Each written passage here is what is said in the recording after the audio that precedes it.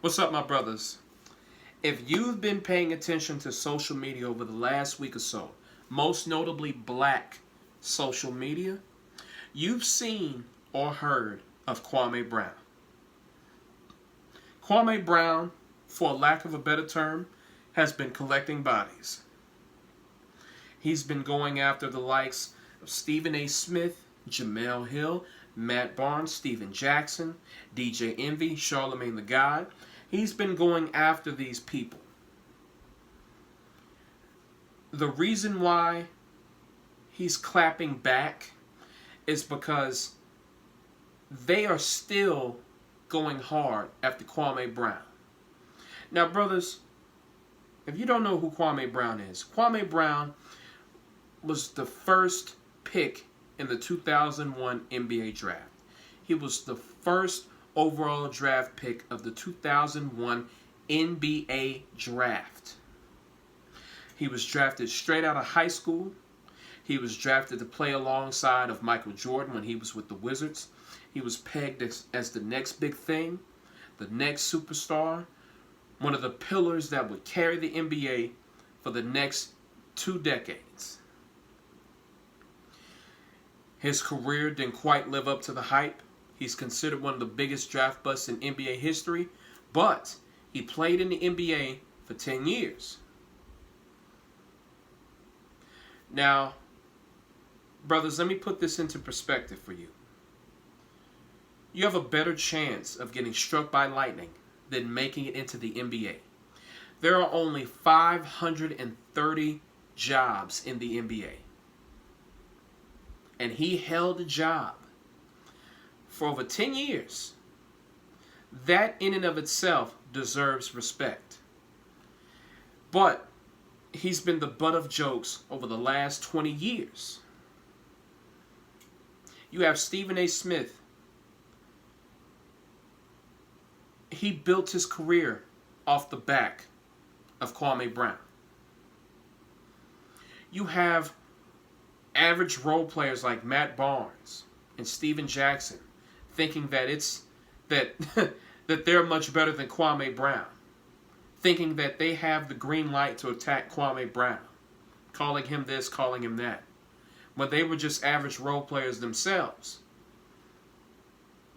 Then you have Jamel Hill, who's playing up the angry black man trope, a trope that has permeated society. Whenever a black man speaks with authority or defends himself, he's considered angry or frustrated. Then you have Charlemagne the God, a very poisonous and odious figure, going after Kwame Brown. This guy is a known rapist. He's known for bleaching his skin. This man is known for a lot of odious things, and yet he has the nerve to go after Kwame Brown, who has said nothing for the past 20 years. Now, brothers, if you haven't seen Kwame Brown's rants, I encourage you to check them out. Now, of course, they have obvious comedic value, but more importantly, he's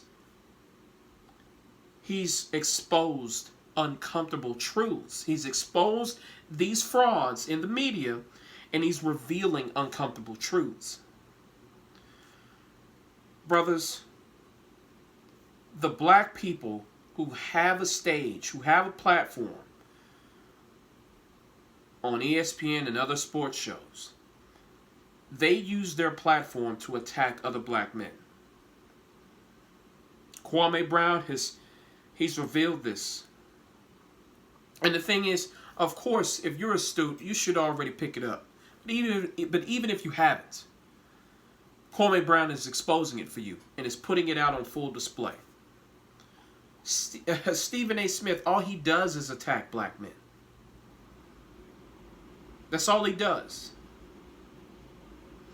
Matt Barnes, Steven Jackson, I don't even know why those two have a show. They don't have anything of substance to say. All they talk about are the good old days in the NBA when they were average role players, and they talk crap about other black men. That's all they do.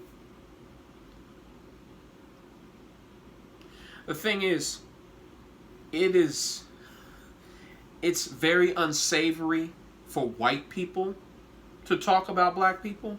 So the reason why people like Stephen A. Smith, Jamel Hill, Matt Barnes, Charlemagne the God, Steven Jackson, the reason why they have such high platforms is because they do the dirty work. They talk about black men for those white folks.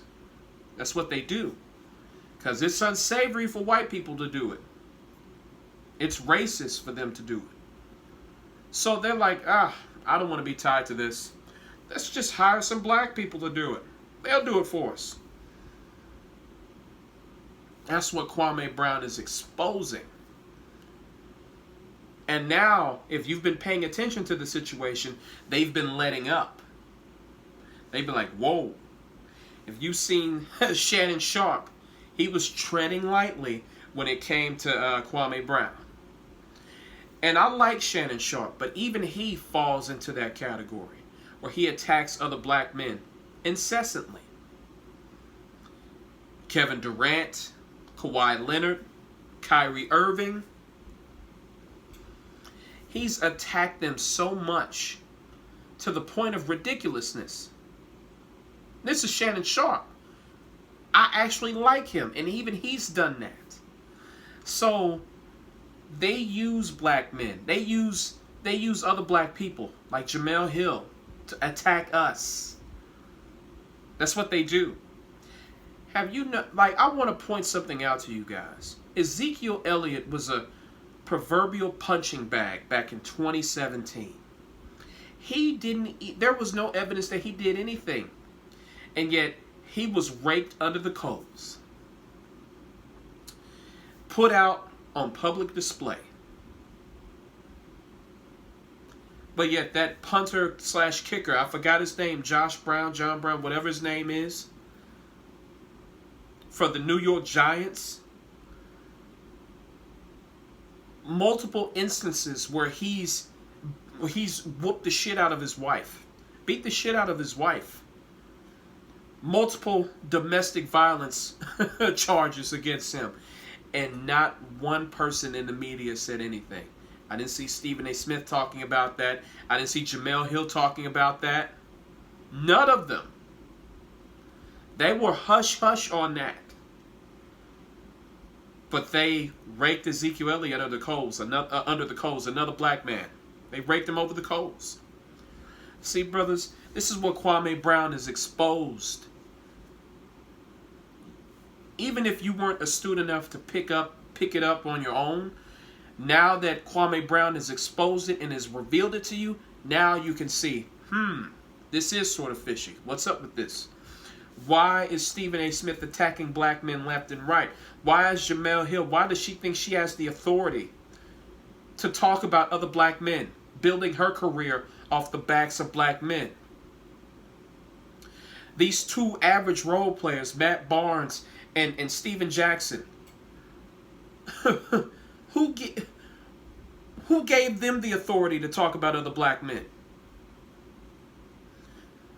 Steven Jackson admitted to being in a gang. Matt Barnes is a mentally unstable fool who's always trying to fight someone. And yet they have a show spreading stupidity, misinformation.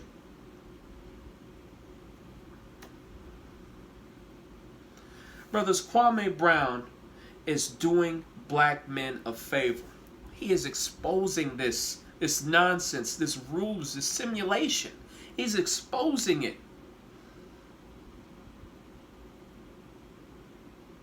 He's exposing it so we don't keep continuing on falling into the trap.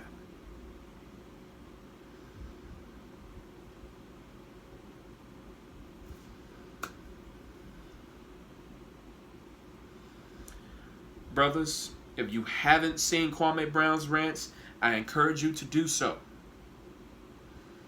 Because, of course, they're funny, but they reveal so many uncomfortable truths that we have to focus on. We just have to. In order for us to get better, we have to start acknowledging and accepting those uncomfortable truths.